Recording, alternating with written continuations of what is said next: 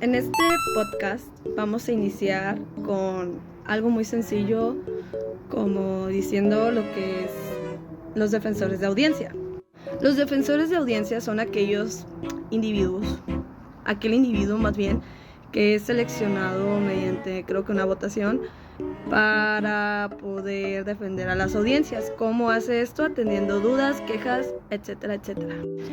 Aquí la verdad, yo les voy a ser muy honesta con esto. Yo la verdad tengo poco sabiendo del tema. No soy experta, no. La verdad es que no le sé. Pero algo que me causa intriga es que cómo los defensores de audiencia hoy en día pueden hacer su trabajo, siendo que ya no es como antes el medio, ¿saben? El medio ha cambiado muchísimo. Ya no es el periódico, ya no es la televisión, ya no es el radio. La gente cuando a lo mucho va conduciendo, pues sí, agarran el radio y pues sí, ajá.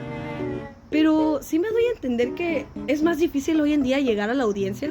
Siento que es un trabajo realmente en ese aspecto difícil, porque uno cree que un defensor de audiencia, no sé, es alguien de la chaviza, pero no, güey, son personas que literalmente, ya son mayores, ya tienen una cierta formación académica, pero siento yo que este error que hay es que se basan en gente que genuinamente, siento yo, pues no está tan actualizada con la sociedad hoy en día. No sé si me doy a entender.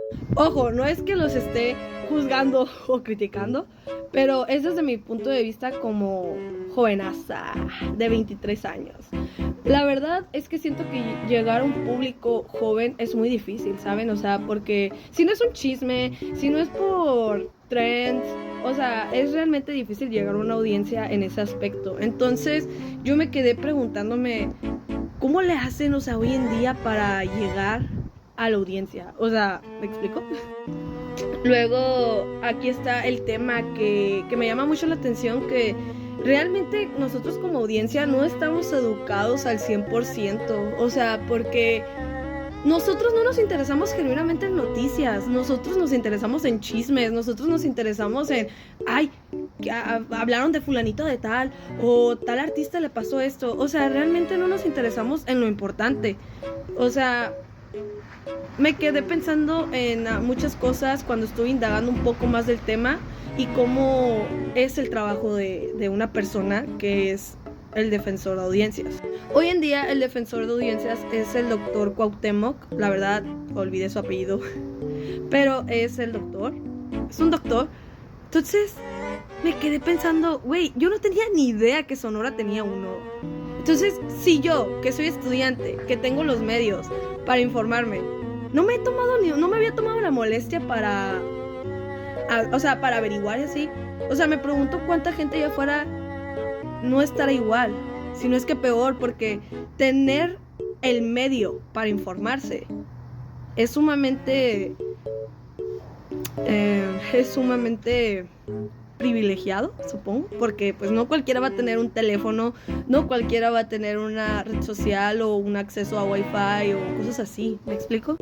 Entonces también es algo que tiene que ver desde el privilegio, que yo me quedo pensando, desde mi privilegio como persona en donde estoy ahorita, también no puedo hablar por los demás. Entonces ahí surgen varios conflictos. En una entrevista, más bien en el siguiente capítulo que tuve de mi podcast, en el siguiente capítulo que tuve de mi podcast, me quedé pensando en algo muy sencillamente fácil.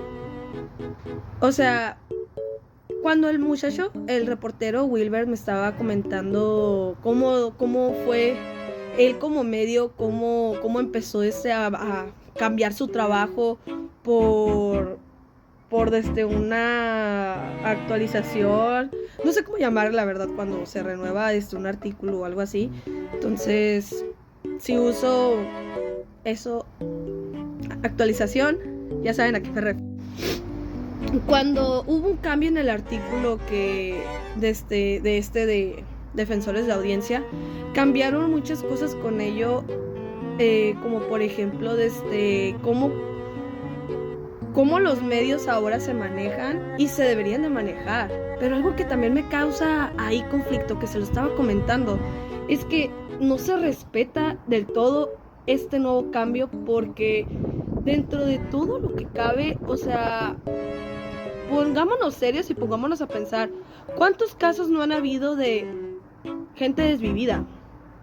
Que literalmente, o sea, ponen el nombre de la víctima y no sé si la familia lo autorice, porque muchas veces la familia no lo autoriza, sino que por sus ovarios es que lo hacen. O sea, es que lo suben, es que hacen ese tipo de cosas. Entonces ahí es como que entré en una pequeña contradicción con él y le dije, güey, si no está permitido hacer este tipo de cosas, ¿por qué hay medios que lo hacen? He ahí que me dijo sobre la mafia que hay mediante los medios, que tiene que ver con el gobierno y que tiene que ver también con las empresas. Entonces, correlacionando estas dos partes, es como que me quedo, ¿dónde queda nuestro derecho como audiencia de informarnos? ¿Dónde queda nuestro derecho de libertad de expresión? Porque considero que es muy importante, la verdad, hablar de este tema, porque no es tocado, porque seamos sinceros, ¿cuántos de nosotros nos hemos informado bien al respecto? O sea, considero que deberíamos de tomarnos en serio el papel de audiencia, el papel como público, exigir, y no solo exigir, sino ponernos de acuerdo en hacer movimientos para que los medios no nos mientan. Porque hay algo que me dijo, que él como reportero no le parece, que es que literalmente lo que tiene que hacer es conseguir una noticia a medias. Entonces, ¿realmente estás informando a la gente? O sea, ¿realmente estás haciendo tu trabajo como reportero al informar? ¿O solo estás siendo un reportero vendido más? Y esto no lo hago en la cuestión de ofender su trabajo, porque yo entiendo que como reportero tiene que seguir ciertas órdenes y claramente tiene que seguir cierto lineamiento. Pero entre nosotros, como audiencia, como público, ¿no nos parece injusto el hecho de que nos informen a medias? Es aquí cuando me quedo pensando en que cuántas veces no nos han mentido. Bueno, porque yo considero una verdad a medias una mentira, porque al fin y al cabo no es la verdad absoluta. Y una verdad jamás va a estar tapada con algo. No sé si me explico con eso. Entonces, el derecho de las audiencias es un tema tan delicado, es un tema fuerte, que siento yo que no hay importancia y no le damos la debida importancia que debería de tener aquí en México y sobre todo en Sonora, que hablamos específicamente de Sonora. ¿Qué no estará pasando en Oaxaca? ¿Qué no estará pasando en otros estados simplemente por el hecho de no informarnos correctamente? Nosotros como jóvenes que tenemos el acceso, que tenemos este privilegio de estar estudiando, ¿por qué no consideramos más el hecho de informarnos y de hacer algo respecto a las audiencias para que puedan estarnos vendiendo, no vendiendo, sino dando noticias reales y realmente informarnos? No solo centrarnos en el chisme de, por ejemplo, del Ángel Aguilar y la Cazú. Güey, centrarnos sino de qué está pasando en el gobierno, qué está pasando con los procesos judiciales, qué está pasando con esto y esto, porque siento yo que fuera de eso estamos cometiendo un gran error como sociedad. ¿Qué ejemplo estaríamos dando nosotros a futuras generaciones? Porque esta no va a ser la única generación, sino que nuestra generación se supone que es del cambio, y el cambio debería empezar a radicar en algo tan sencillo como exigirle a los medios nuestro derecho como audiencia de, ¿sabes qué? No me vendas contenido basura, dame el contenido real, quiero un contenido informativo. Y es aquí donde acaba el capítulo de hoy, que es mi conclusión de todo este podcast. Increíble, la verdad, lo que me hizo reflexionar el día de ayer. Que tengan un buen día.